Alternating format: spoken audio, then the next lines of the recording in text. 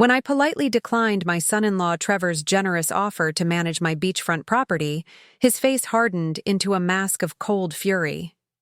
"Judith, you're being unreasonable. That beach house is wasting away while we're struggling to move. Up in the world. Don't you want what's best for Katherine and the kids?" Little did he know that while he was pressuring me to sign over my home, I had already purchased the struggling company where he worked, and I was reviewing his performance record that very morning.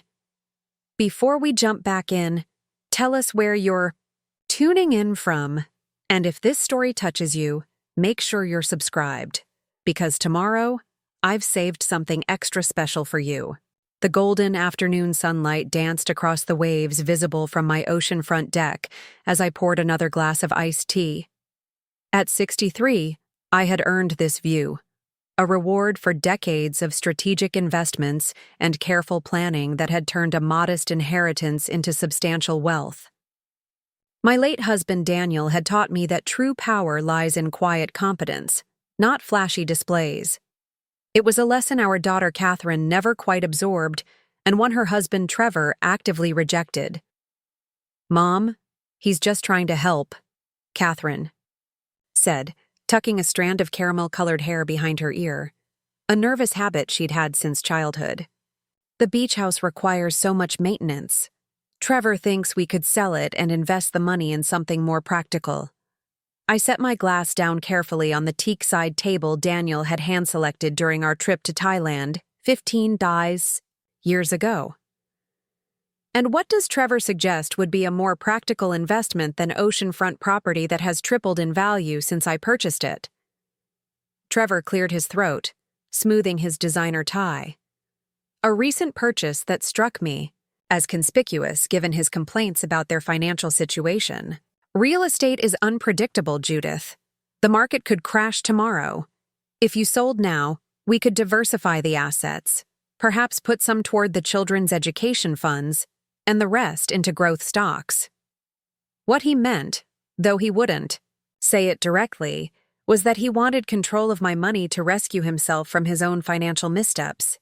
I'd seen the credit card statements Katherine had accidentally left open on her laptop during their last visit. Designer clothes, expensive dinners, weekend getaways that a mid-level marketing manager at a struggling tech company couldn't possibly afford. "Trevor works with financial projections every day at Helix Technologies," Katherine added, her voice taking on that pleading quality I recognized from childhood requests for expensive toys. "He understands the market." I bit back a smile. Helix Technologies, the once promising tech firm that had been hemorrhaging money for the past 2 years due to mismanagement and poor leadership decisions. The same company whose shares I had been quietly accumulating through my investment firm until I gained controlling interest just 3 weeks ago. "I'm comfortable with my investments as they are," I replied mildly. "But I appreciate your concern." Trevor's jaw tightened, the vein in his temple pulsing slightly, a tell I'd noticed whenever he was restraining his temper. "With all due respect, Judith, you're not getting any younger. Managing this property will become increasingly difficult. We're just trying to help you plan ahead." If you're enjoying this story, make sure to hit that subscribe button. Tomorrow, I'm sharing the shocking story of a grandmother who uncovered her daughter-in-law's secret identity that changed everything. Katherine shot him a warning glance, but it was too late. The condescension in his tone was unmistakable, and it confirmed what I had suspected for months. Trevor didn't see me as a successful businesswoman who had navigated the male-dominated investment world for 4 decades. He saw me as an aging widow with assets he could manipulate away. "I'm quite capable of planning ahead, Trevor," I said, rising from my chair with the grace my yoga instructor had helped me maintain. "In fact, planning ahead has been my specialty since before you were born." The smell of salt air mingled with the fragrance of the hydrangeas I'd planted along the deck railing. Daniel had always loved hydrangeas, their ability to change color based on the soil's chemistry. "Like people," he'd say, revealing their true nature based on their environment.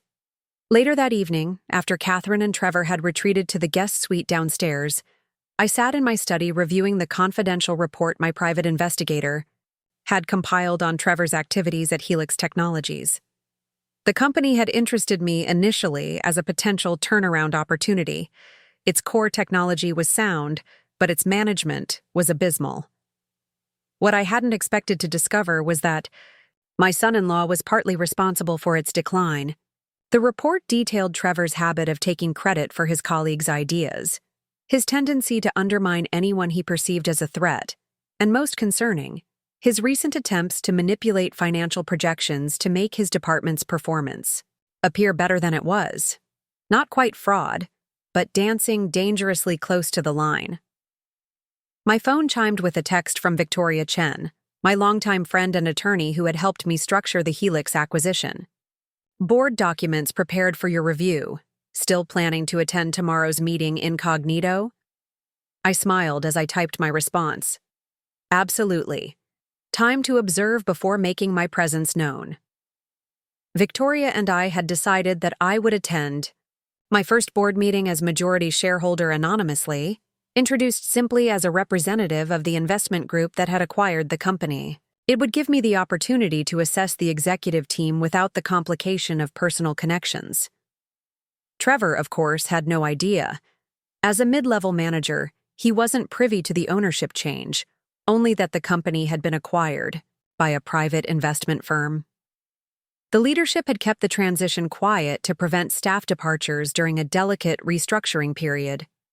Preparing and narrating this story took us a lot of time, so if you are enjoying it, subscribe to our channel. It means a lot to us. Now back to the story. I closed the file and moved to the window, gazing out at the moonlight silvering the waves. The beach house had been Daniel's dream, a place where we would retire together, watch our grandchildren build sandcastles, create a legacy of family memories. Cancer had taken him before that dream could fully materialize, but I had carried it forward, creating a trust to ensure the property would remain in our family for generations. Katherine's voice drifted up from the deck below, tense with controlled anger. You can't speak to her that way, Trevor. She's not some senile old woman. She built a successful investment firm from nothing while raising me alone after Dad died.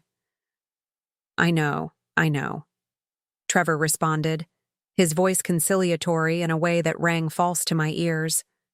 I respect your mother, but you have to admit, she's becoming set in her ways. This house is an impractical luxury at her age. If we could just get her to see reason. The beach house isn't negotiable, Katherine interrupted firmly. It's important to her. It was important to Dad. Your father has been gone for 15 years, Trevor said, his patience clearly wearing thin. At some point, life has to be about the living, about us, about our future. Riverview Academy's tuition for the twins increases every year, and if I don't get this promotion, you'll get it, Katherine assured him. Your presentation to the board tomorrow will seal the deal. I stepped away from the window, not wanting to eavesdrop further. So Trevor was presenting to the board, my board, tomorrow. How interesting that he hadn't mentioned this during our earlier conversation about financial expertise and planning for the future. The next morning, I rose early and prepared for my day with particular care. I selected a charcoal gray suit I rarely wore, styled my silver hair in a more severe updo than my usual soft waves, and added glasses I typically used only for reading. The subtle disguise wouldn't fool someone who knew me well, but it would provide enough alteration that a man who saw me merely as Katherine's mother would likely look right past me in a boardroom context.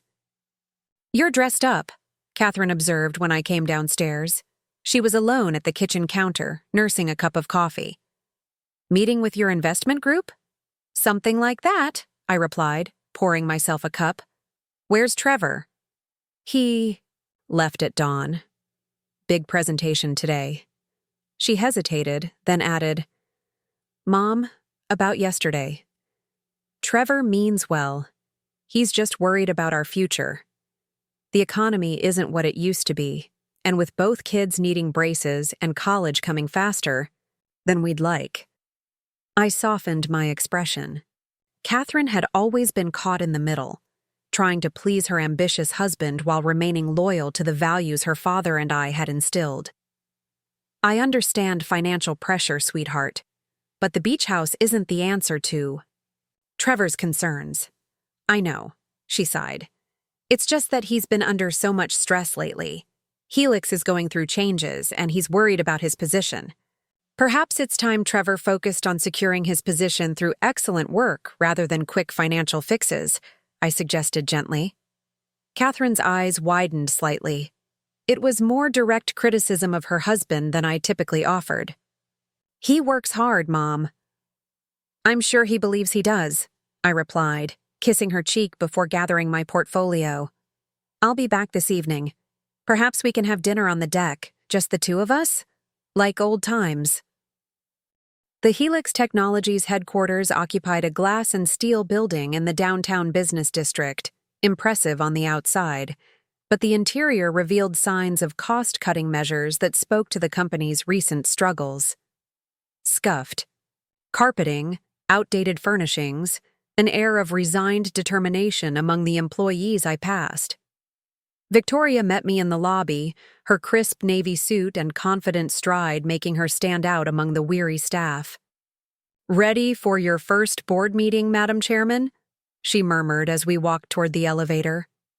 "More than ready," I replied quietly.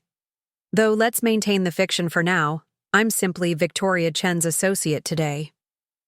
The boardroom occupied the top floor, with floor-to-ceiling windows offering a panoramic city view. 8 people were already seated at the polished conference table when we entered. 6 men and 2 women, all with the slightly defensive posture of executives who knew their company was in trouble. "Ms. Chen," greeted a silver-haired man I recognized as Edward Harrington, the current CEO.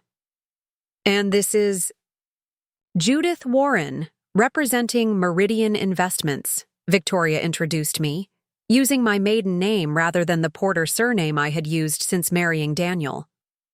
If any of them recognized me as the founder of Porter Investment Strategies, they didn't show it. In the business world, I had always maintained a low profile, preferring results to recognition. My company's name was well known, but my face rarely appeared in business publications. "Ms. Warren will be observing today as Meridian considers additional investment opportunities within Helix," Victoria explained smoothly. I took a seat near the back of the room as the meeting commenced. For the first hour, I listened as department heads presented quarterly results, watching the subtle dynamics between executives, who deferred to whom, who challenged which assertions, who seemed most invested in the company's future versus their own position. Then Trevor entered, carrying a sleek tablet and projector, his confident smile faltering only slightly when he noticed unexpected faces in the room. His gaze passed over me without a flicker of recognition. Just as I had anticipated, he saw what he expected to see, an unremarkable older woman in business attire, not his mother-in-law who typically dressed in casual elegance at her beach house. "Gentlemen, ladies," Trevor began, setting up his presentation with practiced efficiency. "I'm here to present a bold new marketing strategy that will reposition Helix Technologies in our competitive landscape."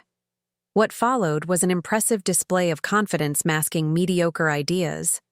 Trevor proposed an expensive rebranding campaign that would drain the company's already limited resources while doing nothing to address the underlying product issues. He suggested targeting a demographic that our market research I, had thoroughly reviewed, indicated had minimal interest in our offerings. Most concerning, he presented financial projections that painted an unrealistically optimistic picture of the strategy's potential returns, projections that directly contradicted the data our financial team had compiled. "As you can see," Trevor concluded, gesturing to a graph showing an improbable upward trajectory, "with this approach, we can expect to see a 30% increase in market share within 6 months." A moment of silence followed his presentation. I could see the board members exchanging glances, some skeptical, others desperate enough to consider any solution that promised a quick turnaround. Edward Harrington cleared his throat. That's certainly ambitious, Trevor. But these projections seem optimistic given our current market position. Trevor's smile didn't waver. With respect, sir, sometimes ambition is exactly what a struggling company needs. Playing it safe got us where we are now. The subtle criticism of current leadership wasn't lost on anyone in the room. I watched as Harrington's jaw tightened, as the CFO's eyebrows rose in surprise at Trevor's boldness.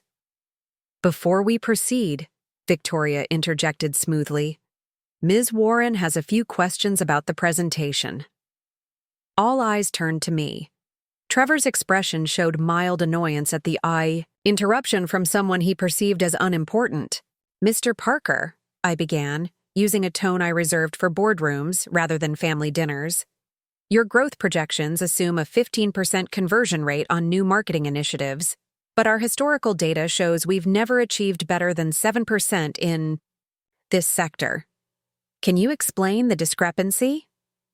Trevor blinked, momentarily thrown by the precision of my question. Well, the new approach would naturally yield better results than historical efforts. Naturally, I echoed. And the additional $3 million in marketing expenditure you're proposing, that would come from which existing budget? Since your presentation doesn't indicate new investment capital. Trevor's confident facade cracked slightly. We would reallocate from underperforming departments, of course. Such as product development? The department currently addressing the software vulnerabilities that caused us to lose 3 major clients last quarter? A murmur ran through the room. Trevor's smile had vanished completely now, replaced by a flush of anger. I'm sorry, but who exactly are you? Victoria smiled calmly. As I mentioned, this is Judith Warren, representing the investment group that recently acquired majority ownership of Helix Technologies. Actually, I said, removing my reading glasses and meeting Trevor's increasingly confused gaze directly, it might be clearer to say I am the investment group that acquired majority ownership. Recognition dawned in Trevor's eyes, followed by disbelief, then something approaching horror. Judith? Mrs. Porter? Hello, Trevor, I said pleasantly. Interesting presentation, though somewhat different from the financial expertise you were showcasing at my beach house yesterday.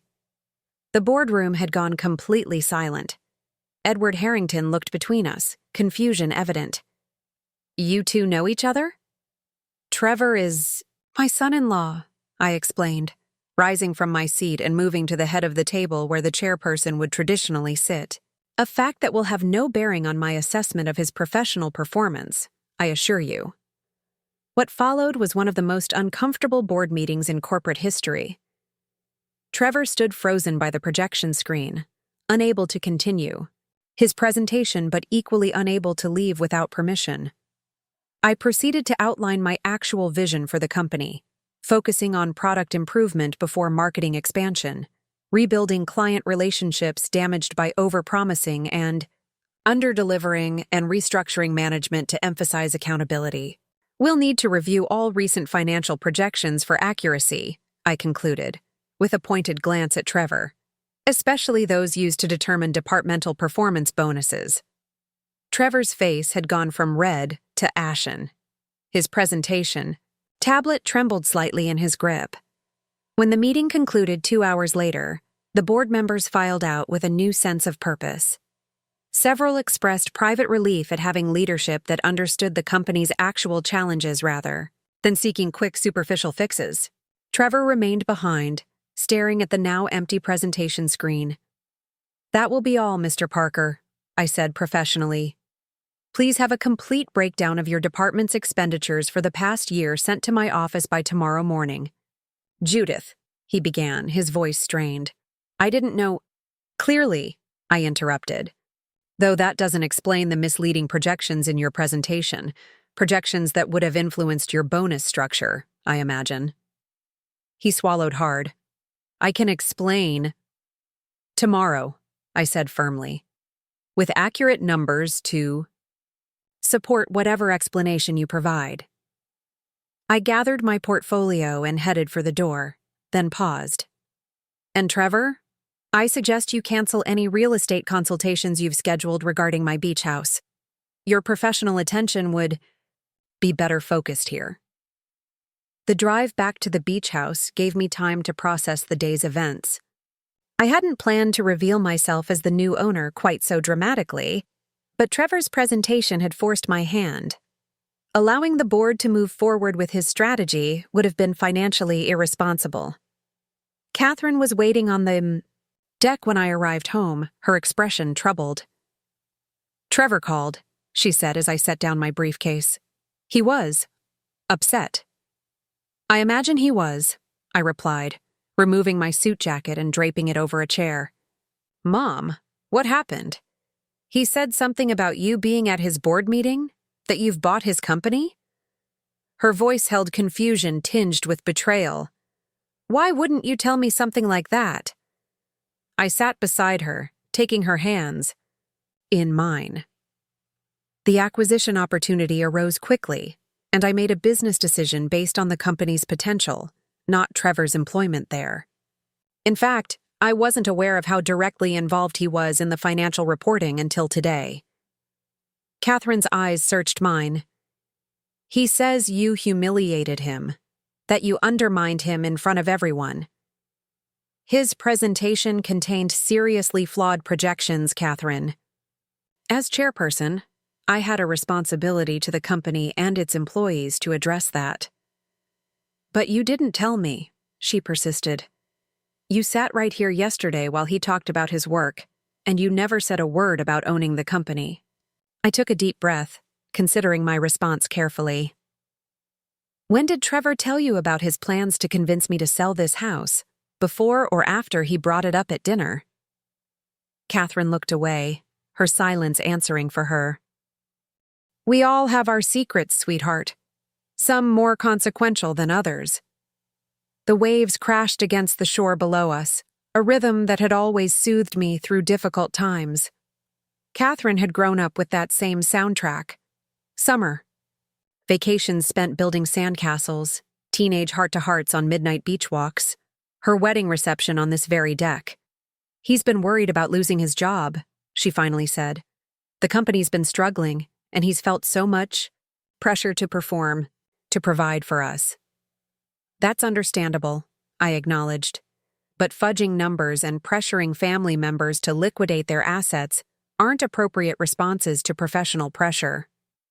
The beach house really isn't practical, Mom, Katherine said quietly. You must know that. It's so big for just one person and the maintenance costs alone. This house isn't about practicality, I interrupted gently. It's about legacy, your father's legacy. My legacy to you and the children. Trevor sees it as an asset to be liquidated. I see it as the physical embodiment of our family's story. Katherine fell silent, her gaze drifting to the photograph. That held pride of place on the side table.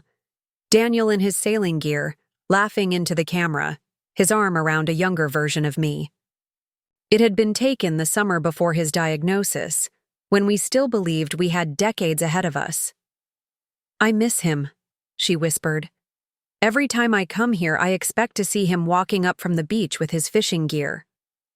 Me too, I admitted. That's why I could never sell this place. His spirit is here, in every room, every view.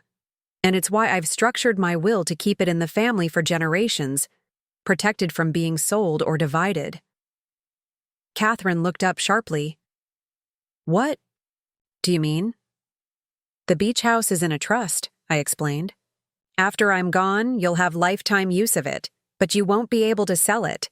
It will pass to your children under the same conditions, and to their children after them.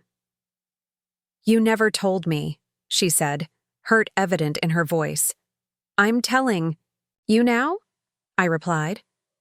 Just as I'm telling you that Helix Technologies will be undergoing significant restructuring in the coming months.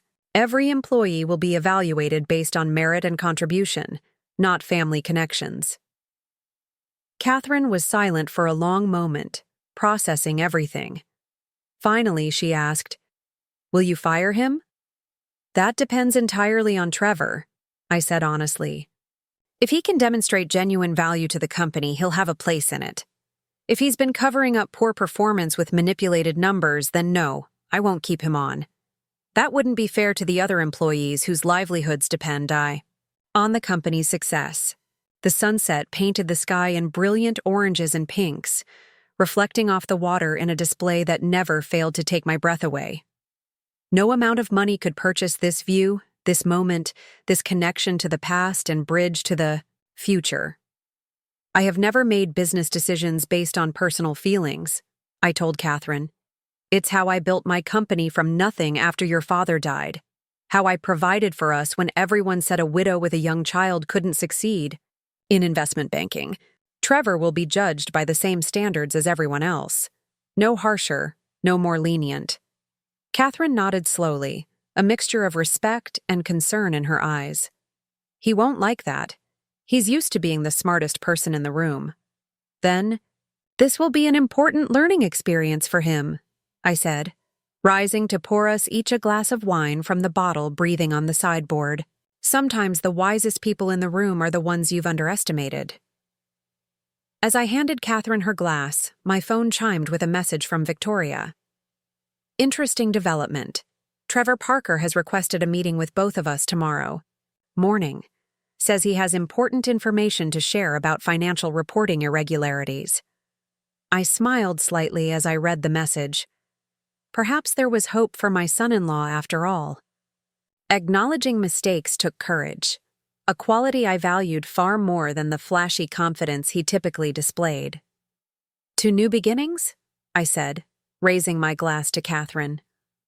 "And to beach houses," she added, the first genuine smile of the evening crossing her face as our glasses clinked together. The wind carried the scent of salt and possibility across the deck as darkness fell, wrapping us in the comforting embrace of home, a place that could never be reduced to a number on a balance sheet, no matter how practical that might seem to someone who saw the world only in terms of assets and liabilities. Some legacies, after all, were meant to be lived in, not liquidated. Trevor's carefully constructed facade crumbled as understanding dawned in his eyes. The boardroom had gone deathly quiet, every executive frozen in place as they witnessed the unprecedented scene unfolding before them. My son-in-law's expression shifted from confusion to recognition, then to absolute horror as he realized the woman he had been condescendingly lecturing about finances for months was now his ultimate boss. "Judith? Mrs. Porter?" His voice cracked slightly, the polished presentation persona evaporating in an instant. "Hello, Trevor," I replied calmly, removing my reading glasses. "Your projections are quite creative, though they differ substantially from the actual data our financial team has compiled." Edward Harrington, the current CEO, looked between us with growing comprehension. "You two know each other?" "Trevor is my son-in-law," I explained, moving to take my rightful place at the head of the table. "A personal connection that will have no bearing on my professional assessment of his performance or his department's contributions to this company." The tension in the room was palpable as Trevor stood immobilized beside his now meaningless presentation. For perhaps the first time in his career, he found himself utterly speechless. I used his silence to take control of the meeting, outlining my actual vision for Helix Technologies, emphasizing product improvement over marketing gloss, rebuilding damaged client relationships, and installing a culture of accountability that had clearly been lacking. "We'll need a complete audit of all departmental financial reporting," I concluded, with a pointed glance at Trevor. "Particularly those reports used to determine performance bonuses and promotion considerations." When the meeting adjourned 2 hours later, the executives filed out with a new sense of purpose, and perhaps a healthy dose of apprehension. Trevor remained behind, staring at his tablet as though it might offer some escape from this nightmare scenario. "That will be all, Mr. Parker," I said, deliberately using his surname to establish professional boundaries. Please have a comprehensive breakdown of your department's expenditures and outcomes for the past year on my desk by tomorrow morning. Judith, he began, his voice barely above a whisper. I didn't know. That much is obvious, I interrupted. What concerns me more is what you did know when preparing these projections. I gathered my portfolio and headed for the door, pausing briefly. And Trevor, I suggest you cancel any realtor appointments regarding my beach house. Your professional attention would be better focused here. The drive home along the coastal highway gave me time to process the day's events. The confrontation with Trevor had been inevitable, though I hadn't planned for it to unfold quite so dramatically. The ocean stretched out beside me, constant and reassuring in its vastness. Daniel had always said that looking at the ocean put human problems into proper perspective. Nothing seems insurmountable when you're facing eternity, he would say, gesturing toward the horizon where sea met sky. I found Katherine waiting on the deck when I arrived home, her expression troubled as she paced back and forth. The tension in her shoulders told me everything I needed to know. Trevor had called. Mom, she began as I set down my briefcase. What happened today? Trevor called sounding completely shattered. He said something about you buying his company, that you humiliated him in front of the board? I kicked off my heels and poured myself a much-needed glass of wine before responding. I acquired a controlling interest in Helix Technologies 3 weeks ago. It was a sound business decision based on the company's underlying technology and potential for turnaround with proper management. And you didn't think to mention this? Katherine's voice rose with incredulity. Knowing Trevor works there? Knowing how much pressure he's been under? The acquisition happened quickly and confidentially, I explained, taking a seat on the deck sofa. I didn't realize the extent of Trevor's involvement in the company's financial misrepresentations. Until today. Katherine's eyes widened. What are you talking about? What misrepresentations? Trevor presented projections to the board today that were, to put it kindly, wildly optimistic and unsupported by actual data. Projections that would have influenced his chances for promotion and increased compensation. So you embarrassed him? Called him out in front of everyone? Katherine demanded, the protective instinct for her husband overriding her usual perceptiveness. I questioned numerical discrepancies in a business presentation, I corrected calmly. As the company's majority shareholder, that's not only my right, but my responsibility to the other investors and employees who depend on Helix for their livelihoods. Katherine ran her hands through her hair in frustration, another gesture so like her father it made my heart catch. You could have warned him, called me, something. When did Trevor warn me that he was planning to pressure me into selling this house? I countered. Before or after he decided my home would make a convenient solution to your financial concerns. That stopped her short. She looked away, unable to meet my eyes. That's different. Is it? We all make choices about what information we share and when we share it. Trevor chose to present misleading financial data to company leadership.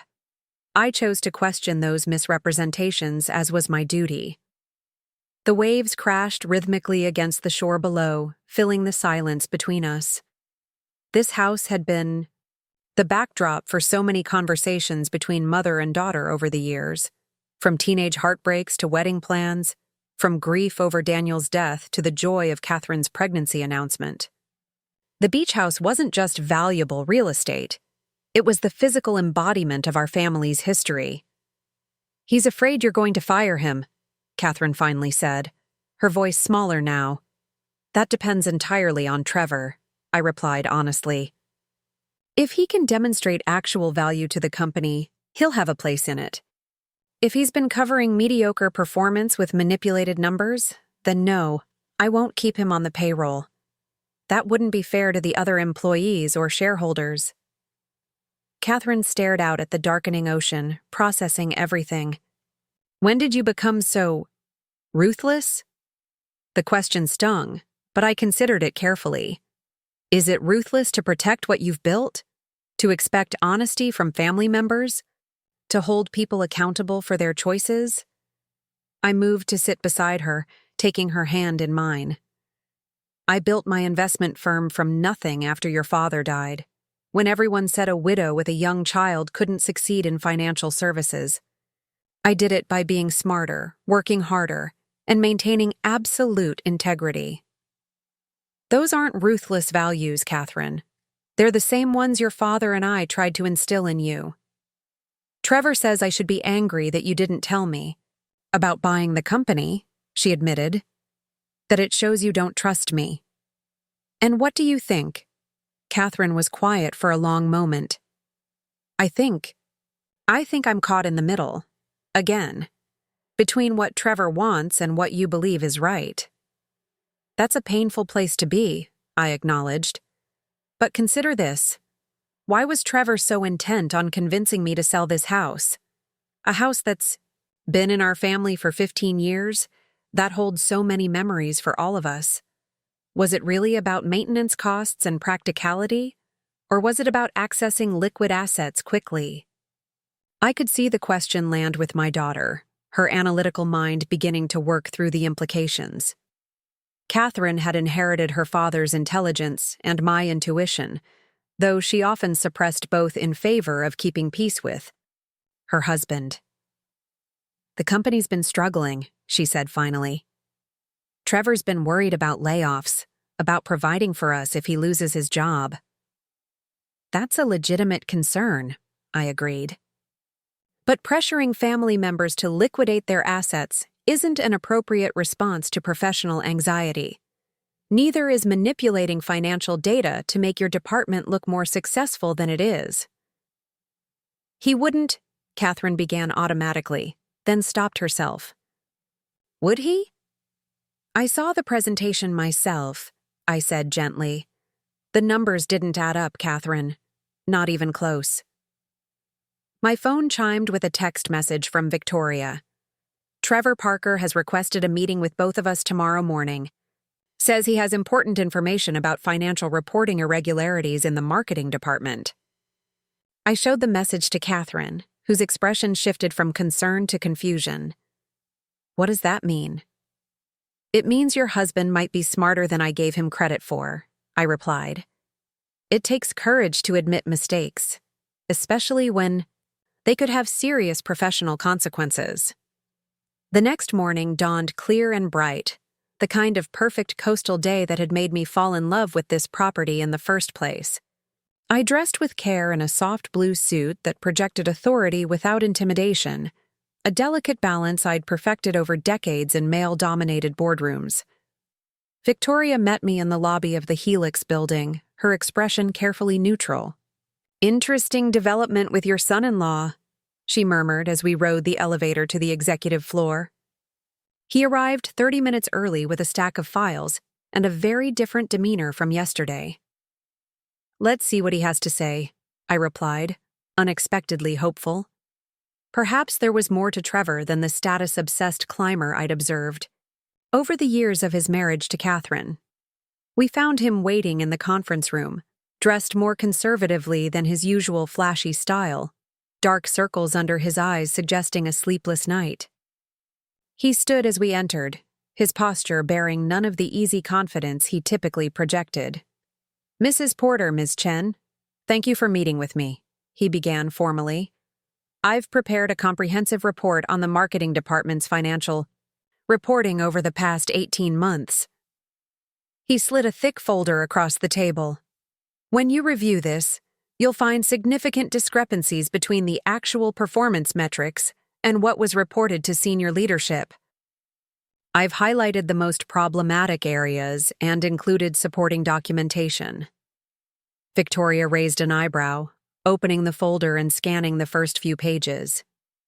You're essentially documenting fraudulent reporting within your own department. Mr. Parker, you understand the potential implications? Trevor swallowed hard but nodded. I do, and I accept full responsibility for my role in perpetuating these misrepresentations. Your role? I asked carefully. Can you elaborate?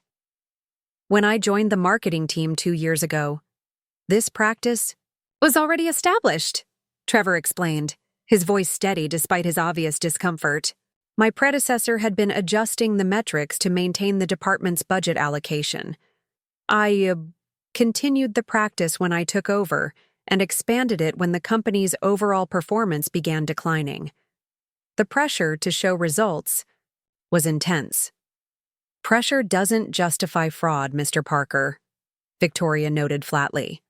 No, it doesn't, Trevor agreed immediately. I'm not offering excuses, only explanation. What began as minor adjustments to make quarterly reports look better evolved into systematic misrepresentation. By the time I realized how far things had gone, I felt trapped in a cycle I couldn't break without exposing myself. I studied my son-in-law carefully, trying to reconcile this forthright man with the manipulative person who had been pressuring me to sell my home. What changed, Trevor? Why come forward now? He met my gaze directly for the first time. Besides the obvious factor of you becoming my boss, a ghost of a smile crossed his face before fading. Yesterday was clarifying. Seeing myself through your eyes, someone I've always secretly respected despite our differences, made me realize how far I've strayed from the person Katherine believes I am, the person I want to be. He pushed another folder across the table. This contains my formal resignation, effective immediately. The company deserves better leadership, and Katherine deserves a husband she can be proud of.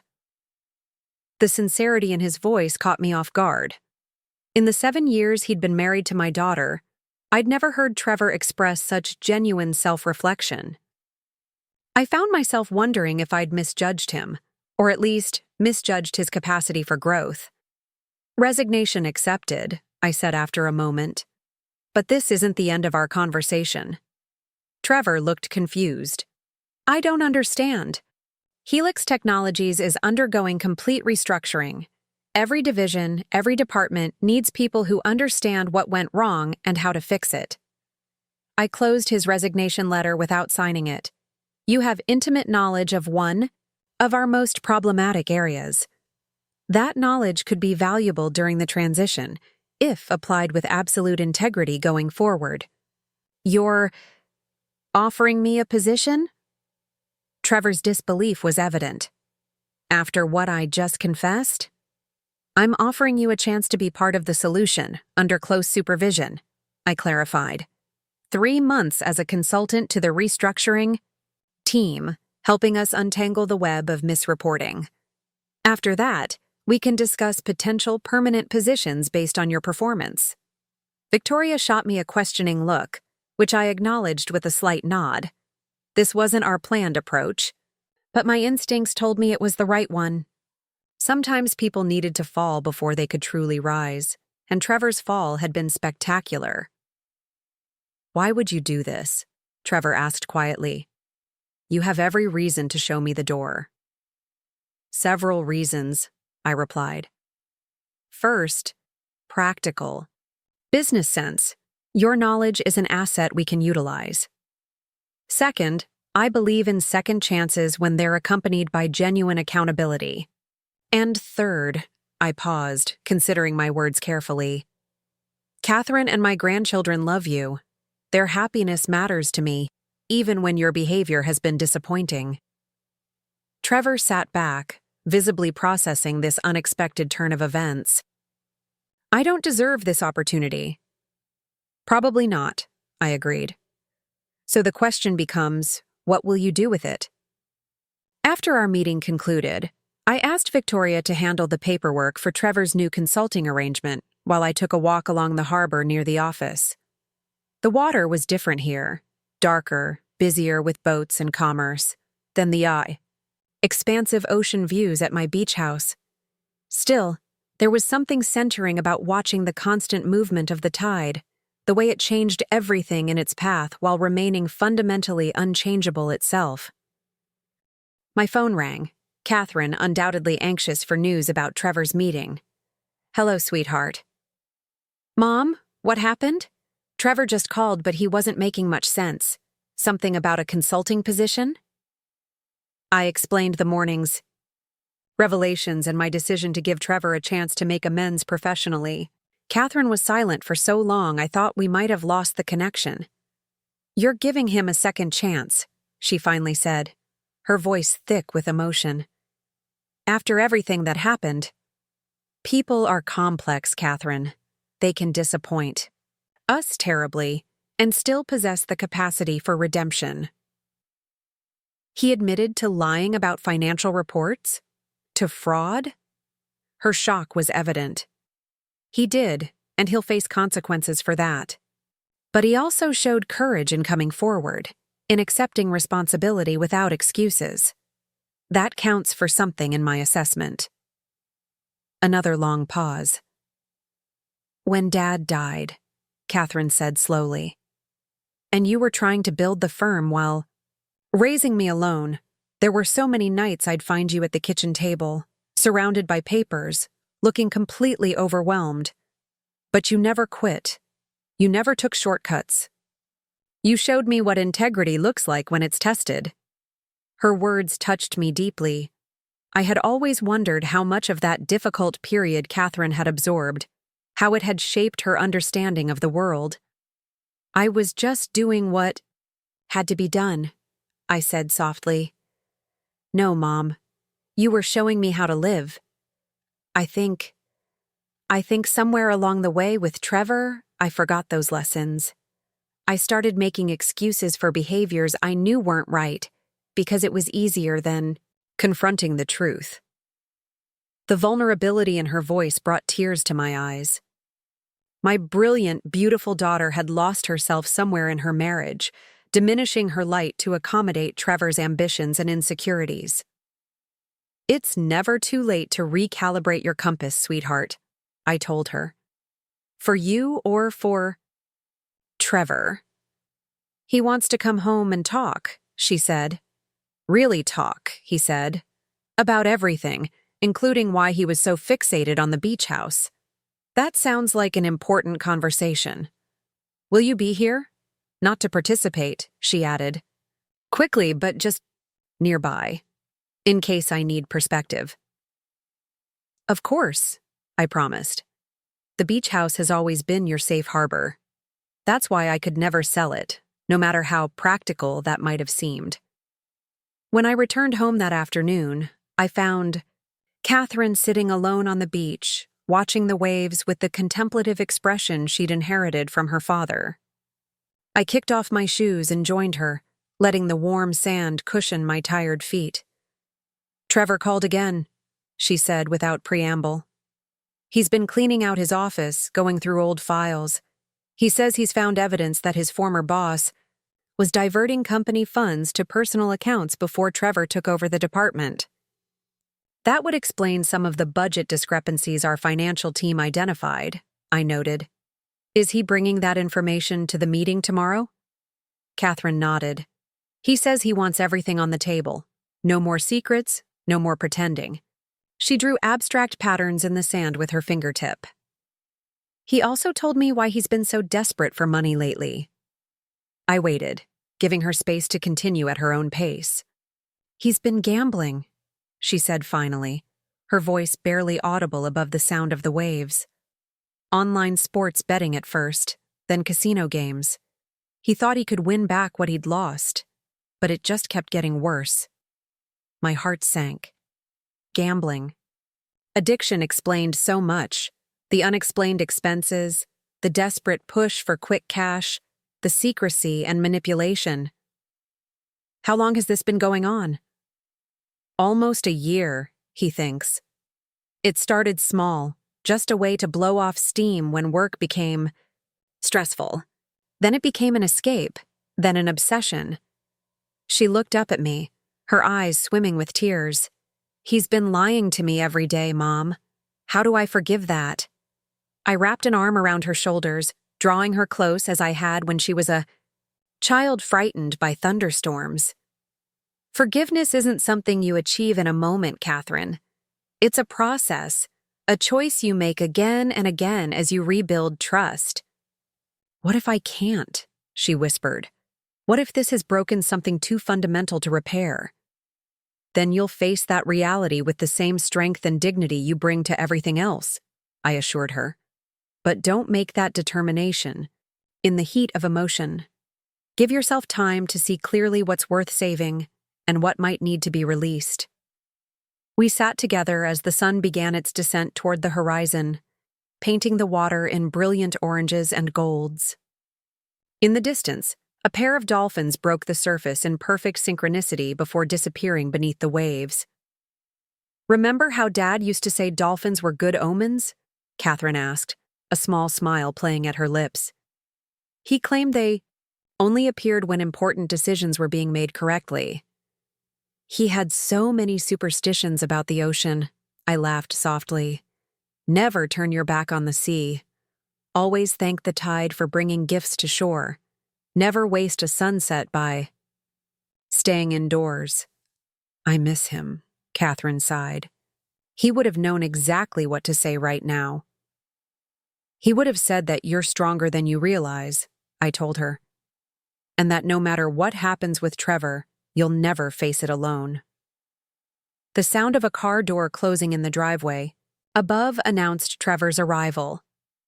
Katherine tensed beside me, then deliberately relaxed her shoulders and stood, brushing sand from her clothes. "Wish me luck," she said, her voice steadier now. "You don't need luck," I replied, remaining seated on the sand. "You have something far more reliable, a clear moral compass and the courage to follow it." I watched as she climbed the wooden steps from the beach to the house, her posture straight and determined. Whatever conversation awaited her with Trevor, she would approach it with the integrity and strength that had always been her birthright, even when circumstances had caused her to doubt it. The setting sun cast my shadow long across the sand, a reminder of our brief time in this world and the importance of living it with purpose. Daniel had understood that. In our 30 years together, he had taught me that wealth was meaningless. Without principles, that success empty without someone to share it with. As twilight settled over the beach, I finally rose and made my way back to the house, giving Katherine and Trevor the privacy they needed for their difficult conversation. Instead, I climbed to the widow's walk atop the beach house, Daniel's favorite spot for stargazing and contemplation. Below me, the ocean stretched endlessly toward the horizon, constant yet ever-changing, much like the human capacity for transformation. Tomorrow would bring new challenges at Helix Technologies as we began the painstaking work of rebuilding what broken leadership had damaged. Trevor would face the consequences of his actions while being given the opportunity to demonstrate his capacity for change. Katherine would navigate the complex emotional terrain of betrayal and potential reconciliation. And I would continue doing what I had always done, standing firm in my convictions while remaining open to the possibility that people, like the tide, could change direction when met with immovable truth. The first stars appeared overhead, pinpoints of light in the deepening darkness. Daniel had taught me their names, their patterns, their ancient stories. Navigational markers, he called them, to help us find our way home when we ventured too far from shore. Perhaps that was what Trevor needed. Not harsh judgment, but clear markers to guide him back to solid ground. Perhaps that was what I could offer, not just as his mother-in-law or his employer, but as someone who understood the value of second chances when accompanied by genuine accountability. The night air carried the scent of salt and possibility as I gazed upward at the unchanging stars, grateful for their constancy in a world where everything else remained in flux. Fortunes, relationships, perceptions, and most remarkably, human, hearts capable of losing their way and finding it again. Some legacies, after all, were measured not in property or possessions, but in the enduring values that guided generations through their darkest nights toward brighter dawns. 3 weeks. After the boardroom revelation, I sat at my home office desk reviewing the comprehensive audit of Helix Technologies' finances. The morning sunlight streamed through the windows, illuminating the spreadsheets that detailed years of creative accounting across multiple departments. Trevor's confession had been just the tip of the iceberg. The company culture had gradually normalized deception, with each executive protecting their own territory at the expense of the organization's overall health. More coffee? Katherine appeared in the doorway, 2 steaming mugs in hand. The past weeks had brought a subtle but significant shift in our relationship, a new depth of understanding and honesty between us. "Thank you," I said, accepting the coffee gratefully. "Your father always said I became a different species until I'd had at least 2 cups. Katherine smiled, leaning against the doorframe. "He used to call you pre-coffee Judith and post-coffee Judith, 2 entirely separate individuals who happened to share the same body." The memory warmed me. Daniel had possessed the rare ability to tease without wounding, to observe human foibles with affection rather than judgment. It was one of the countless things I'd missed since his passing. "You're going in today?" Katherine asked, nodding toward my business attire. "Board meeting at 11. We're announcing the restructuring plan." I closed the file in front of me. "How's Trevor handling his new role?" Katherine's expression grew thoughtful. "It's humbling for him, but in a good way, I think. He's been working late, combing through years of reports to identify where things first went off track." She hesitated. "He's also started attending Gamblers Anonymous meetings." This confirmation of Trevor's gambling addiction still stung, not just the behavior itself, but the fact that he'd hidden it so completely from Katherine, putting their financial security and marriage at risk. "That takes courage," I acknowledged. "How are you feeling about everything?" Katherine took a seat in the armchair by the window, tucking her feet beneath her in a gesture so reminiscent of her childhood self that it made my heart catch. "Honestly, I'm still processing.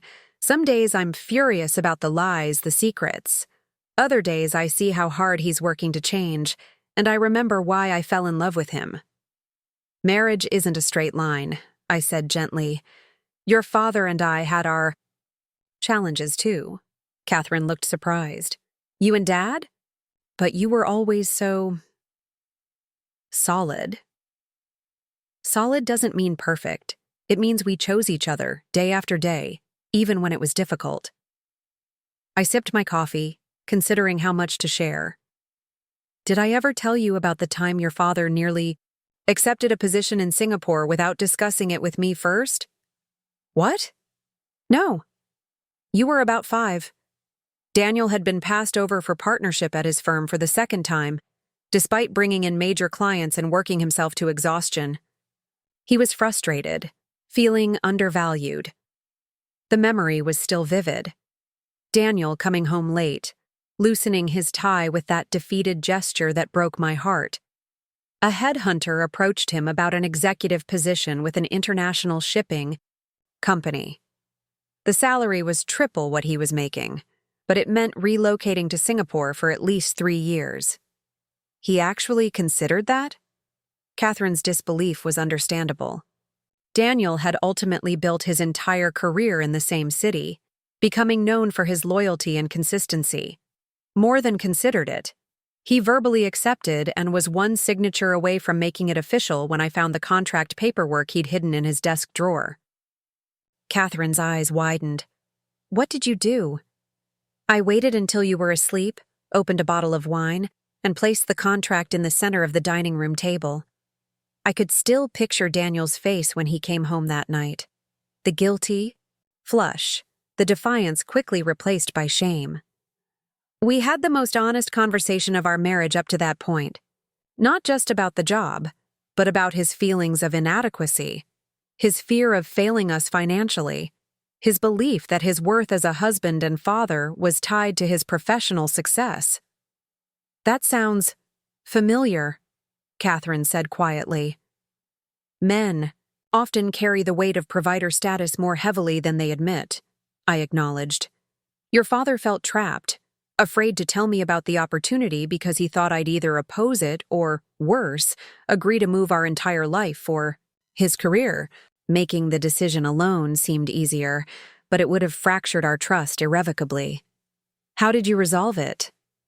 "We stayed up all night talking, really talking, about our values, our dreams, what success actually meant to us as a family. By sunrise, we'd made a decision together to decline the Singapore position. I smiled at the memory of what came next.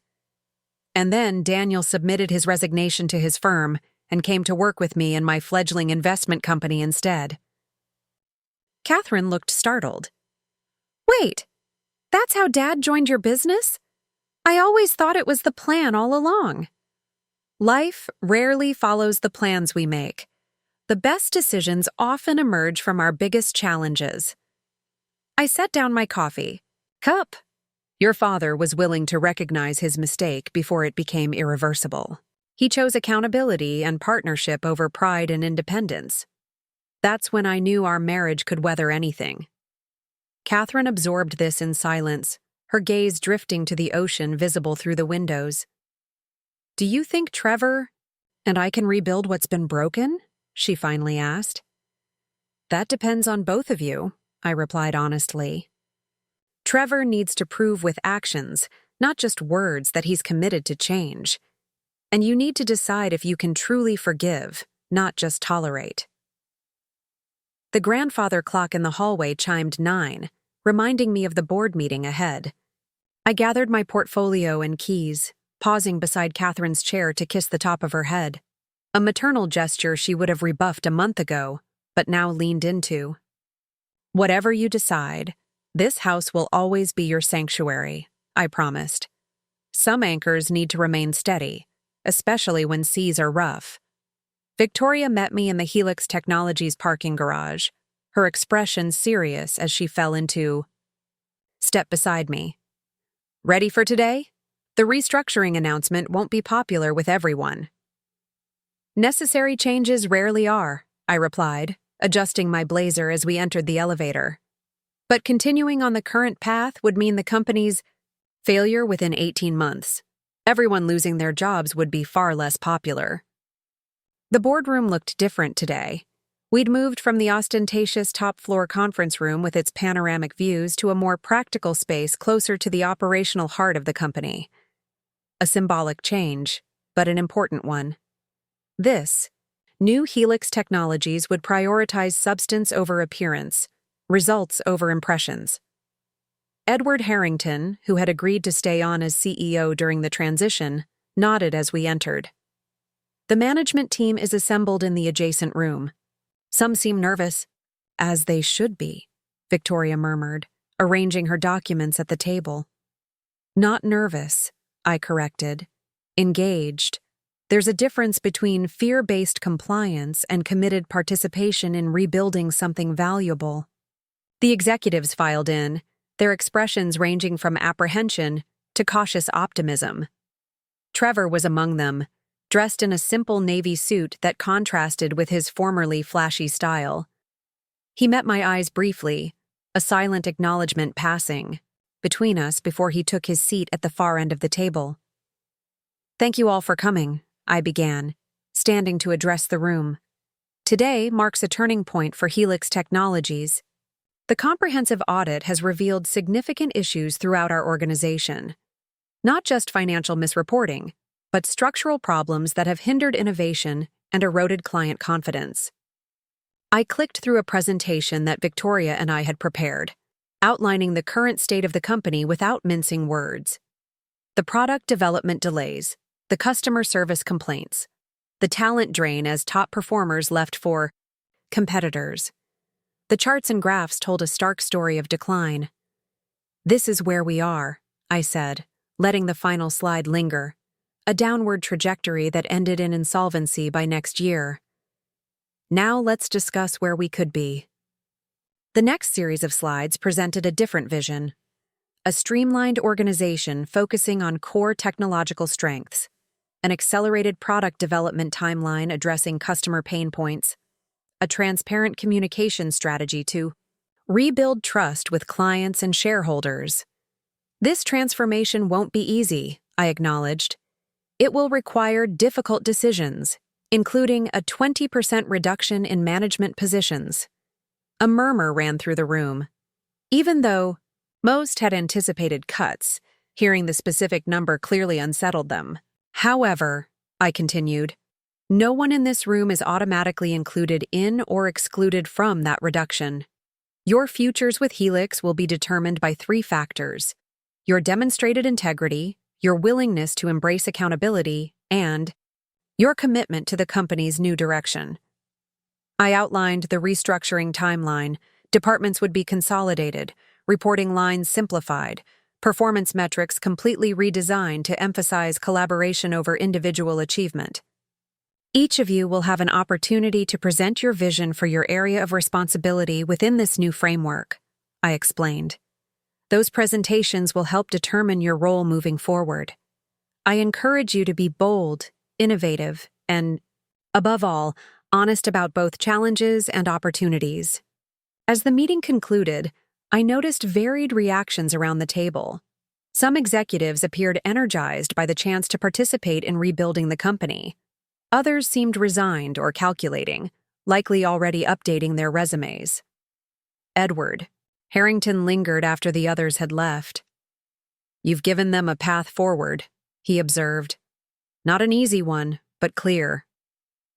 Everyone deserves the chance to rise to a challenge before being written off, I replied, gathering my materials. Even those who participated in the system that brought us here. Including your son-in-law? Edward asked carefully. I met his gaze directly. Everyone means everyone, Edward. No favoritism, no extra punishment. Trevor will be evaluated on the same criteria as any other employee. Fair enough, he nodded. For what it's worth, he's been surprisingly valuable in the audit process. Seems determined to expose every questionable practice, even ones that make him look worse. People can surprise us when given the right motivation, I noted. Sometimes, rock bottom provides the foundation for rebuilding. As I drove home along the coastal highway, I reflected on the parallels between Helix Technologies and my own family situation. Both required honest assessment of damage done. Both needed clear boundaries and expectations moving forward. Both deserved the opportunity for redemption if genuine change occurred. The beach house came into view as I rounded the final curve, its weathered gray shingles and blue shutters a welcome sight against the backdrop of endless ocean. This place had always represented continuity to me, a physical anchor in a changing world. Now it seemed to embody something else as well. The courage to stand firm when pressured to make decisions that violated my core values. I found Katherine on the deck, her laptop open but apparently forgotten as she gazed out at the waves. A gentle breeze ruffled her hair, carrying the scent of salt and sunscreen. Productive meeting? She asked as I set down my briefcase. Clarifying, I replied, slipping off my heels. How about you? Productive day? She gestured to a stack of papers beside her laptop. I've been reviewing our household finances, creating an actual budget for the first time in years. This simple statement represented a significant shift. Katherine had always deferred to Trevor on financial matters, despite her business degree and natural analytical abilities. Now she was reclaiming that aspect of her life, taking responsibility rather than remaining passive. Trevor called, she continued. The presentation assignments for the restructuring were distributed. He's been asked to evaluate the marketing department's entire approach and propose alternatives that would rebuild client trust without requiring major additional investment. That's a significant challenge, I acknowledged. What did he say about it?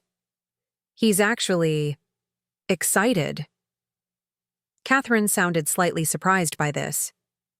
He said it's forcing him to think differently, to question assumptions he's operated under for years. Sometimes constraints foster creativity in ways that unlimited resources cannot, I observed, thinking of my early days building my investment firm with minimal capital and no connections. Those limitations had forced me to find unconventional approaches that ultimately became my competitive advantage. Katherine closed her laptop, turning to face me directly. I've been thinking about what you said this morning. About you and Dad, about choices and rebuilding trust. I waited, giving her space to continue at her own pace. "Trevor wants to move back home," she said finally. "He's been staying at his brother's apartment since everything came to light. He says he's ready to face our problems together, but he'll respect whatever boundaries I need." "And how do you feel about that?" Katherine twisted her wedding ring thoughtfully. "Part of me is still angry. Another part misses him. The person I thought he was, at least." "Perhaps both the anger and the longing are valid," I suggested. "Healing doesn't require perfect clarity of emotion." "What would you do?" she asked quietly. "My answer doesn't matter," I replied. "This is your marriage, your life. I can support whatever decision you make without making it for you." Katherine nodded slowly. I think I need more time, but also more information." "What kind of information?" "I want to understand the gambling better. Not just what happened, but why. How it started. How it escalated." Her expression was determined now. "I've asked Trevor to meet me and my therapist together to discuss it, to help me understand if this is something we can work through or if it's a fundamental incompatibility." I felt a surge of pride at my daughter's approach, neither rushing to forgiveness nor closing the door on reconciliation, but instead seeking deeper understanding to inform her path forward. "That sounds wise," I told her. "Taking time to make deliberate choices rather than reactive ones." The sun had begun its descent toward the horizon, painting the sky in brilliant oranges and pinks. We sat in companionable silence for a while, watching the changing light play across the waves. "I have a question," Katherine said eventually. "About the beach house." "Yes?" "You mentioned it's in a trust, that it can't be sold." I nodded. "After your father died, I restructured our estate planning. The beach house is in an irrevocable trust with you as the beneficiary after my lifetime. You'll have full use of it, but it cannot be sold or used as collateral for loans." Katherine considered this. "So even if I had supported Trevor's plan to sell it?" "It wouldn't have been possible," I confirmed. "Daniel and I created this place as a legacy, not an asset to be liquidated when convenient." "Why didn't you just tell Trevor that when he first brought up selling?" I smiled slightly. "Would you believe I was curious to see what he would do? How far he would push? What tactics he would employ?" It told me a great deal about his character, information that proved valuable when I later had to assess his professional ethics. Katherine laughed softly, shaking her head. "You're formidable, you know that? I sometimes forget just how strategic you are." "I prefer observant," I replied lightly. "Life presents us with countless data points about people's true nature. Most of us simply fail to record and analyze them properly." The mention of analysis reminded me of the files waiting in my study, restructuring plans to review before tomorrow's executive sessions. I excused myself, leaving Katherine to her ocean contemplation while I returned to work. Hours later, as evening settled fully over the coast, a knock at my study door interrupted my concentration. I looked up to find Trevor standing hesitantly in the doorway, his expression a mixture of determination and apprehension. "Katherine said I might find you here," he began. "I hope I'm not interrupting." "Just reviewing some proposals," I replied, gesturing to the visitor's chair. "Please sit." Trevor entered cautiously, as though entering a lion's den. He placed a folder on the desk between us before taking a seat. "I wanted to show you my restructuring proposal before the formal presentation," he explained. "Not for approval or special consideration, but because it fundamentally changes the approach you outlined in the meeting." My eyebrows rose slightly. "Bold move, considering your position." "I know," he acknowledged, "but after analyzing all the data, I believe there's a better way forward for the marketing division. One that doesn't just fix what's broken, but actually creates something better than we've ever had." I opened the folder, intrigued despite myself. Trevor had always possessed surface charm and presentation skills, but substantial, innovative thinking had never been his strong suit. The document before me surprised me. A thoughtful, research-backed proposal to reorganize marketing around client outcomes rather than internal metrics. Instead of traditional departments divided by function, Trevor proposed cross-functional teams aligned with specific client industries. Instead of measuring success by campaign statistics, he suggested evaluation based on actual client business impact. Most surprisingly, he included a mechanism for marketing compensation to be partially tied to client retention, creating a direct incentive for sustainable relationship building rather than flashy but empty promises. This is quite different from the current structure, I noted, continuing to read through the details. The current structure rewards the wrong behaviors, Trevor said simply. I should know. I benefited from it while the company and our clients suffered. I studied him over the top of the proposal. This would effectively eliminate your former position. Yes, he agreed without hesitation. The role I had should not exist in the new organization. It created misaligned incentives and artificial separations between people who should be working together. And where do you see yourself in this new structure? Trevor shifted slightly in his chair. That's not for me to decide. I've designed what I believe is right for Helix, not what's convenient for my career. If there's a place for me in it, I'll be grateful for the opportunity. If not, he squared his shoulders, then I'll have at least contributed something valuable on my way out. The answer surprised me. No manipulative tactics, no attempts to secure his position through personal connection.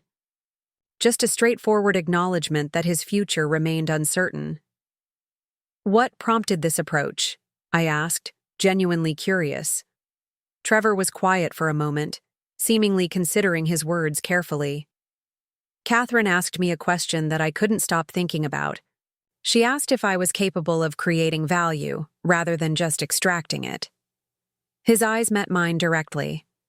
For most of my career, I've been focused on what I could get. Promotions, bonuses, recognition. I rarely considered what I was genuinely contributing. And now? Now I understand that real value isn't measured in quarterly bonuses or impressive titles. It's in building something sustainable, something that serves others as much as it serves yourself. He gestured toward the proposal. This structure would be harder to manage, messier in some ways, but it would align everyone toward the same goal, actual client success. I closed the folder, impressed despite my lingering skepticism. I'll review this thoroughly before your formal presentation. Thank you for sharing it with me. Trevor stood, hesitating before turning to leave. Judith, I know I can't undo the past. The dishonesty, the pressure about the beach house, the gambling, those choices are part of my history now. But I want you to know I'm committed to doing the work of genuine change. Not just saying the right things, but rebuilding from the foundation up. Change is demonstrated through consistent action over time, I replied carefully. Words have their place, but they're just the beginning. I understand that, he nodded. And I'm prepared for the long road ahead, whether or not Katherine ultimately decides our marriage can be saved. After he left, I returned to the deck with a glass of wine, drawn to the soothing rhythm of the quay waves. The moon had risen, casting a silver path across the dark water, what Daniel had always called the highway to possibilities. My phone buzzed with a text from Victoria. Reviewed Parker's proposal, surprisingly solid. Implementation challenges but conceptually strong. Your thoughts? I typed my response. Agree. Schedule him for first presentation slot tomorrow. Let's see if he can defend it effectively when challenged. As I set the phone aside, Katherine emerged from the house to join me, wrapped in a cardigan against the evening chill. Trevor showed you his proposal? She asked, settling into the adjacent chair. He did. It's actually quite thoughtful. Katherine smiled slightly. He's been working on it obsessively. Said he wanted to create something that would make a positive difference whether or not he remained with the company. That's unexpected, I admitted. I know, she agreed. That's what made me think there might be something worth salvaging between us. Not grand gestures or promises, but this quiet commitment to doing what's right, regardless of personal benefit. The moon's reflection rippled across the water, broken and reformed with each passing wave. Like trust, I thought, shattered in moments of betrayal, slowly reconstructed through consistent action and transparent honesty. He's meeting with my therapist and me tomorrow afternoon, Katherine continued, to talk about the gambling, about how deep it goes and what recovery really looks like. That's an important conversation. It's scary, she admitted. Part of me doesn't want to know how bad it was, how many lies were told. But I can't make an informed decision without understanding the full picture. Courage isn't the absence of fear, I reminded her, echoing words Daniel had often shared. It's moving forward despite it. Did I ever tell you what Dad said to me right before he died? Katherine asked suddenly. When we had those few minutes alone together? I shook my head, my heart tightening at the memory of those final days. In the hospital, each of us taking precious turns at Daniel's bedside. He said, "Katie, life will break your heart sometimes. Let it. Break open, not apart." Her voice caught slightly on the words. I didn't really understand what he meant until now. Your father was a wise man, I said softly. He understood that our deepest wounds can become our greatest openings for growth if we allow them to transform rather than destroy us. We sat together in the moonlight, mother and daughter facing uncertain futures with different challenges but similar courage. The beach house stood solid behind us, its foundations secure despite years of storms and salt air, a testament to quality, construction and consistent care. Perhaps people were not so different. With strong foundations and proper maintenance, we too could weather unexpected storms. And sometimes, the damage revealed places that needed reinforcement all along, weaknesses that, once addressed, led to greater strength than before. The ocean continued its timeless rhythm before us, waves advancing and retreating in perfect balance. Tomorrow would bring new challenges.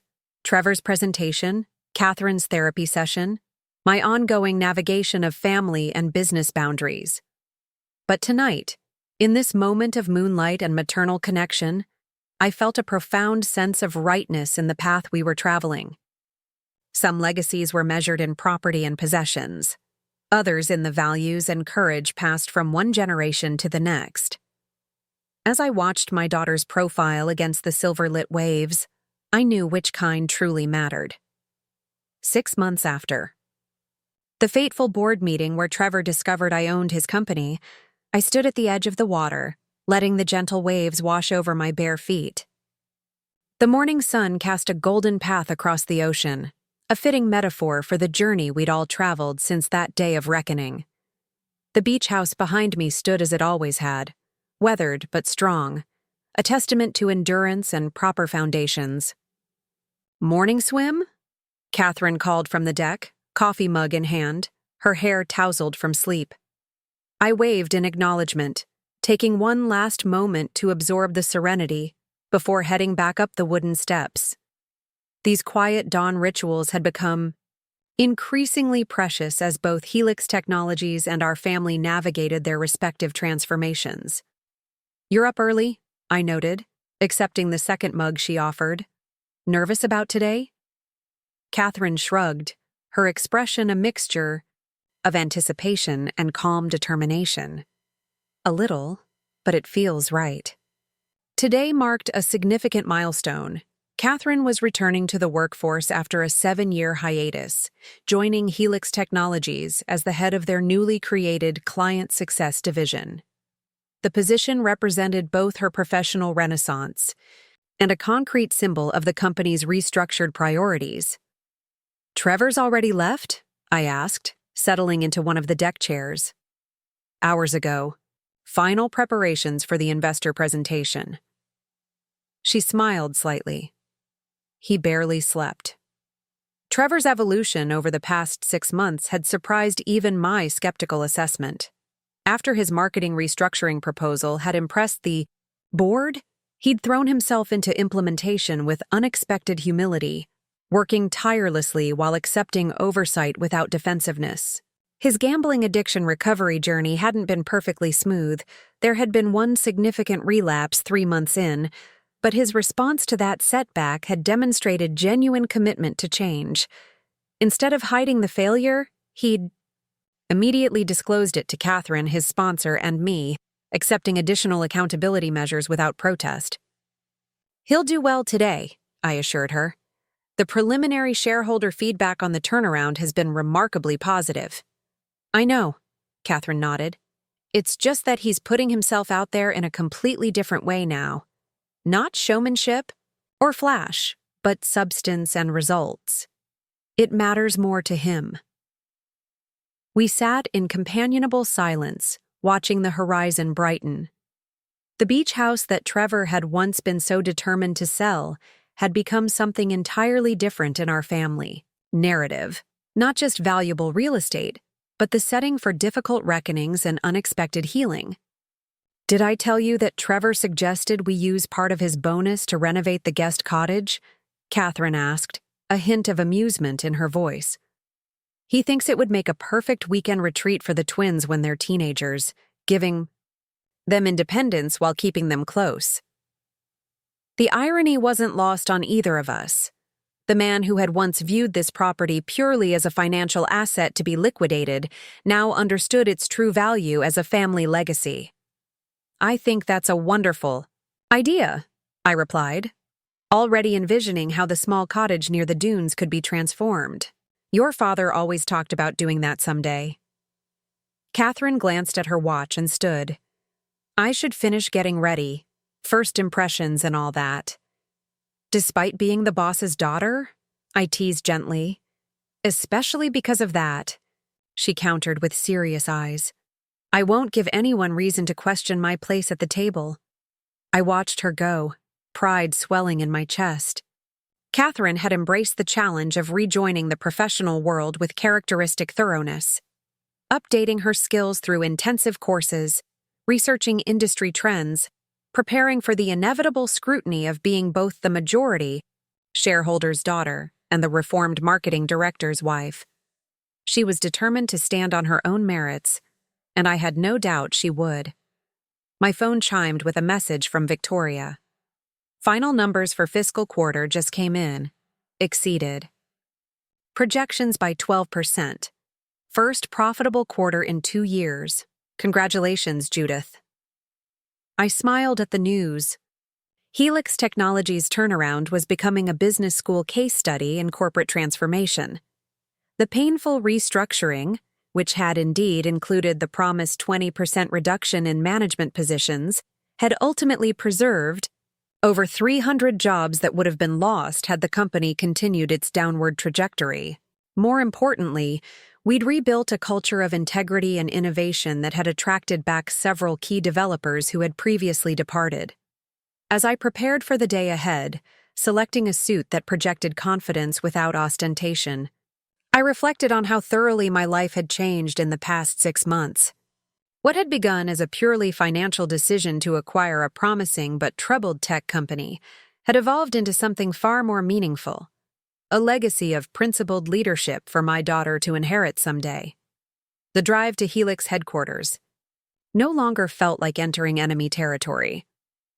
Employees greeted me with genuine smiles as I crossed the lobby, the atmosphere noticeably lighter than during those early tense days of restructuring. "There she is," Victoria announced as I entered the executive suite, the architect of the turnaround herself. Edward Harrington, who had decided to stay on as CEO after witnessing the company's revitalization, rose from behind his desk. Judith, these numbers are extraordinary. When we projected a return to profitability, I don't think any of us expected it this quarter. Success has many parents, I demurred, setting down my briefcase. Every employee who embraced uncomfortable change deserves credit. Speaking of embracing change, Victoria interjected, your son-in-law is waiting in the conference room. Says he wants to review his presentation with you before the investors arrive. I found Trevor surrounded by presentation materials, his previously flashy style replaced by subdued professionalism that emphasized substance over appearance. He looked up as I entered, his expression betraying a rare moment of vulnerability. Judith, he greeted me, straightening. Thank you for making time. I wanted to get your perspective on the framing of our recovery narrative. I'm happy to review it, I replied, taking a seat across from him. But you've been leading this initiative. Trust your judgment. Trevor smiled ruefully. My judgment is what got us into trouble in the first place. Your past judgment, I corrected. The decisions you've made over the past 6 months demonstrate something quite different.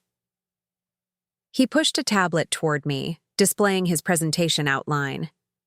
I've emphasized the structural changes and cultural reset rather than just the financial metrics. It seemed more authentic to our actual journey. I scrolled through the slides, impressed by the honesty of the narrative. Unlike typical corporate turnaround stories that glossed over painful truths, Trevor's presentation acknowledged the systemic problems that had nearly destroyed the company while highlighting the difficult choices that had enabled its recovery. This is excellent, I told him after reviewing the material. Transparent without being self-flagellating. Forward-looking while honoring the lessons of the past. Relief crossed his features. Thank you. That means a lot, especially coming from you. An interesting statement, given our history. Why, especially from me? Trevor considered the question carefully. Because you saw through me from the beginning. The facade, the manipulation, the shortcuts I took professionally and personally. He met my gaze directly. Your good opinion can't be earned with charm or misdirection. It has to be deserved through actual results and integrity. Well, I said, slightly taken aback by his candor, you have my good opinion on this presentation. The investors will appreciate the authenticity. Trevor nodded, gathering his materials. One more thing, if I may, about Katherine joining the company today. Yes? I want you to know that I've been absolutely clear with my team. Her authority is to be respected without question, and any perception that I'm influencing her decisions will be addressed immediately. His expression was earnest. I won't let our personal relationship undermine her professional standing. I appreciate that, I acknowledged, though knowing Katherine, she'll establish her own authority quite effectively. Without question, he agreed with a hint of pride. But I wanted you to know I understand the importance of appropriate boundaries. As he left to make final preparations, I found myself reflecting on Trevor's transformation. The entitled, manipulative son-in-law, who had demanded I sell my beach house, had evolved into someone capable of self-awareness and principled action. Not perfect. His recovery program emphasized that perfection was neither possible nor the goal, but substantially changed in ways that mattered. The investor presentation exceeded even my optimistic expectations. Trevor delivered the turnaround story with confident humility, neither downplaying the severity of past problems nor overpromising future results. When challenging questions arose about previous financial misrepresentations, he addressed them directly without defensiveness, emphasizing the new controls and transparency measures now embedded in company operations. Katherine attended as an EID observer before officially beginning her role the following day. I watched with maternal pride as she engaged thoughtfully with investors during the reception afterward, her natural intelligence and genuine interest in their perspectives creating immediate connections. Several times I noticed Trevor deliberately stepping back, ensuring she had space to establish her own professional presence without his shadow. "Impressive couple," Edward commented, joining me at the edge of the gathering. "Hard to believe that's the same Trevor Parker who used to swagger through these halls taking credit for everyone else's ideas." "People can change when properly motivated," I replied, sipping my sparkling water, "and when given both the opportunity and accountability to do so." "Risky bet you made on him," Edward noted. "Could have backfired spectacularly." "It wasn't just a bet on Trevor," I clarified. "It was a bet on the power of transparent consequences and clear expectations. Most people rise or fall to the level we truly expect of them." As the event concluded, I found myself in a quiet moment with Katherine near the windows overlooking the city. The afternoon sun highlighted the subtle auburn highlights in her hair, so like her father's that it sometimes caught me off guard. "Proud of you," I said simply. "I haven't actually done anything yet," she pointed out with a smile. "First day is tomorrow." "I'm proud of who you are, not just what you accomplish," I clarified. "The courage it takes to re-enter the professional world, to work alongside your husband after everything that's happened, to face the inevitable scrutiny that comes with our family connection to the company." Katherine's expression softened. "I learned that courage from you, Mom. Watching you build your firm after Dad died, seeing you stand your ground when Trevor tried to pressure you about the beach house." She squeezed my hand. "You've always shown me what it means to live by your values, even when it's difficult." A movement across the room caught my attention. Trevor speaking earnestly with a group of developers, his expression animated as he described their crucial role in the company's future. So different from the man who had once viewed subordinates merely as tools for his advancement. "He's really trying," Katherine said, following my gaze. "Not just at work, at home, with the gambling recovery, with rebuilding our marriage. Some days are still hard, but he's showing up for the difficult work," I finished for her. "That counts for a great deal." Later that evening, back at the beach house, I kicked off my heels and changed into comfortable clothes before heading to my favorite spot on the deck. The setting sun painted the sky in brilliant oranges and pinks, a spectacular display that never failed to center me. Katherine and Trevor had stayed in the city, having dinner with some key team members before her first official day. The house felt peaceful in their absence, the rhythmic sound of waves creating a soothing backdrop. For reflection, my phone rang. Victoria, likely with post-event investor feedback. "The presentation was an unqualified success," she announced without preamble.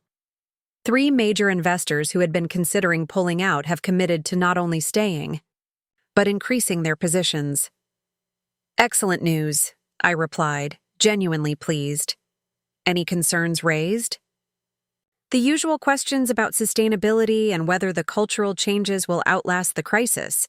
But overall, they were impressed by the transparency and clear strategy." She paused before adding, "Your son-in-law did well, Judith. Really well." "Yes, he did," I acknowledged. "Makes me wonder if we were too harsh in our initial assessment of him," Victoria mused. "I considered this as I watched the first stars appear above the darkening ocean." "I don't think so. Our assessment was accurate based on who he was then. People are not static entities, Victoria. They grow, regress, transform, sometimes dramatically when faced with consequential moments." After ending the call, I pulled a light blanket around my shoulders against the evening chill and continued my contemplation. The beach house, once the focus of Trevor's manipulative pressure, had become something else entirely in our family. Narrative. A symbol of standing firm in one's values, yes, but also of the possibility of genuine change and reconciliation. The following morning, I drove Katherine to her first day at Helix Technologies. She had specifically requested that we arrive together, a symbolic gesture that acknowledged my role in creating this opportunity while establishing her intention to forge her own path. "Nervous?" I asked as we neared the office building. Excited, she corrected, smoothing her already immaculate blazer. I've prepared for this, Mom. I'm ready. I know you are, I assured her, feeling that bittersweet pride that parents experience when witnessing their children step fully into their own power. As we entered the lobby, Trevor was waiting as planned. He and Katherine had decided that she would be introduced to the organization with both of us visible in support, presenting a unified front while clearly establishing her independent authority. Ready? He asked, offering Katherine an encouraging smile. Absolutely, she replied, with quiet confidence. The all-hands meeting had been arranged in the largest conference space. Employees gathered to meet their new client success director. I took a position at the back of the room, allowing Katherine the spotlight she deserved. Trevor's introduction was brief and professional, focusing on Katherine's qualifications and vision for the new division without reference to their personal relationship. When he stepped aside, Katherine took the podium with natural poise, outlining her client-centered philosophy and asking thoughtful questions that immediately engaged the team. Watching my daughter command the room with such assurance, I felt an overwhelming sense of rightness. The painful upheavals of the past year had ultimately led us here, to a stronger company, a more authentic family dynamic, and individual growth for each of us. As the meeting concluded and employees approached Katherine with questions and ideas, Trevor made his way to where I stood observing. She's remarkable, he said quietly. She always has been, I agreed, even when circumstances made her doubt it. Trevor nodded, understanding the subtle reference to their past dynamic. I underestimated her for too long, limited her with my own insecurities. He watched as Katherine engaged animatedly with a group of developers. I won't make that mistake again. See that you don't, I replied, but without rancor. We had moved beyond the adversarial relationship that had characterized our early interactions. I've been meaning to thank you, Trevor said after a moment. For not firing me when you had every reason to. For giving me the chance to prove I could be better than my worst mistakes. His expression was earnest. Not everyone gets that opportunity. Second chances should be earned, not simply given, I reminded him. You did the actual work, Trevor. That was your choice. Prompted by having no other viable options, he acknowledged wryly. Rock bottom has a way of clarifying one's priorities. Sometimes we need to lose everything we thought we wanted to discover what truly matters, I observed, thinking of my own journey after Daniel's death, how the shattering of my expected future had ultimately led to unimagined strength and purpose. That evening, to mark Katherine's first day, we hosted a small dinner at the beach house. Victoria joined us along with Edward Harrington and his wife. The conversation flowed easily, professional topics blending with personal ones as ocean breezes drifted through the open windows. After our guests departed, Katherine, Trevor, and I lingered on the deck with final glasses of wine, the mood reflective, beneath the star-filled sky.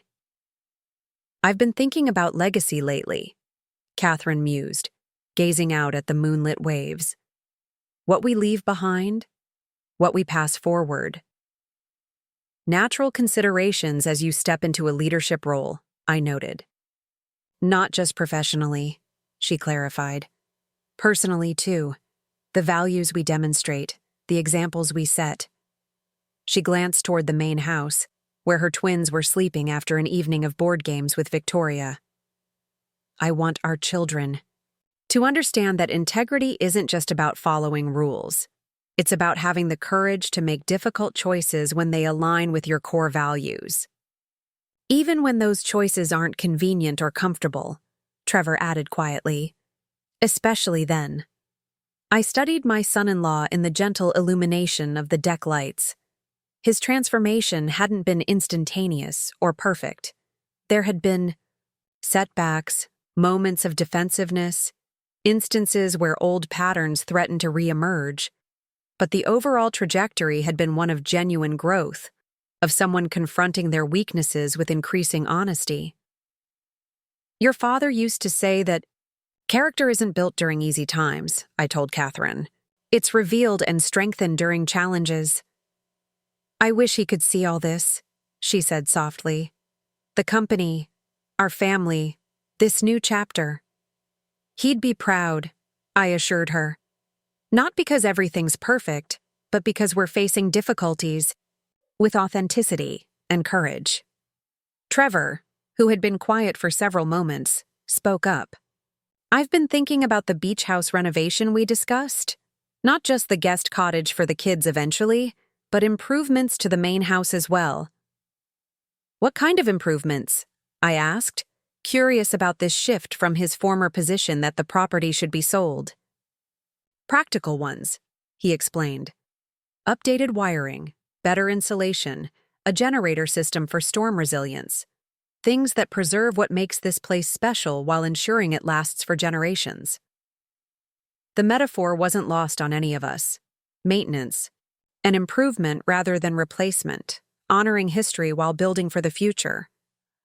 I think that's a wonderful approach, I said, meeting Trevor's gaze with new understanding. For houses and for families. As Katherine excused herself to check on the children, Trevor and I found ourselves in a rare moment alone together, the sound of waves filling the comfortable silence between us. When I first joined the family, he said finally, I saw this place as just an asset, valuable square footage on prime oceanfront property. I didn't understand what it really represented. And now? Now I see it's about roots and continuity.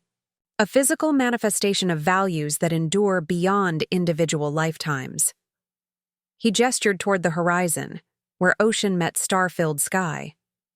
Something bigger than any one person's immediate desires.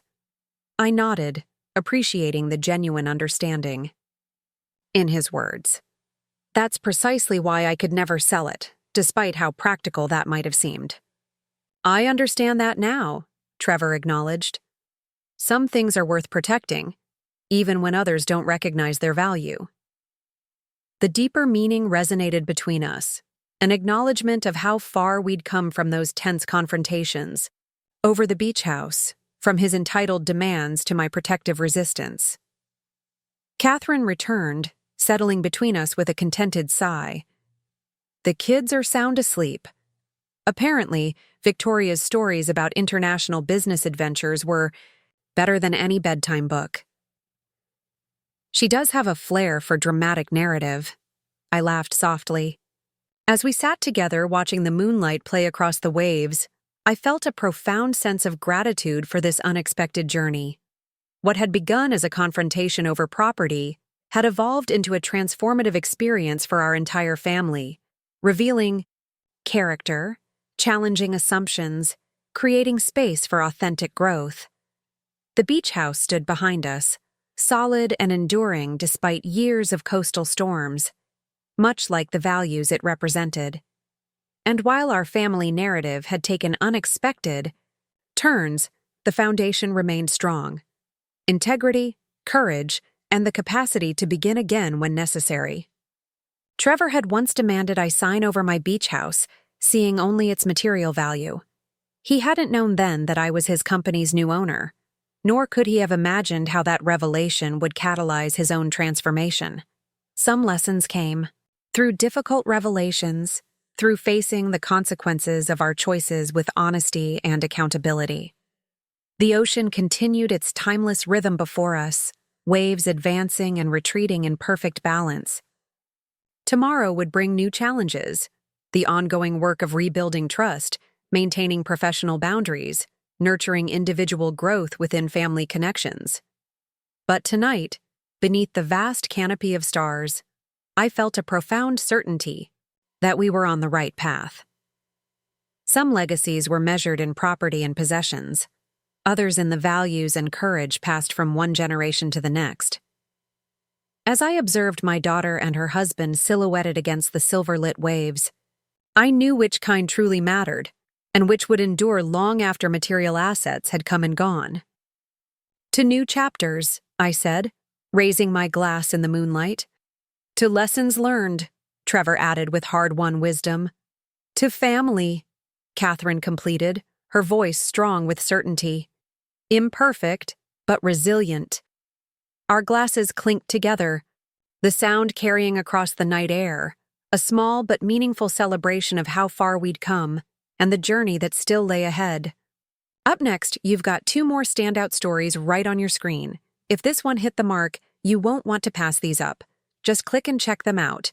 And don't forget to subscribe and turn on the notification bell so you don't miss any upload from us.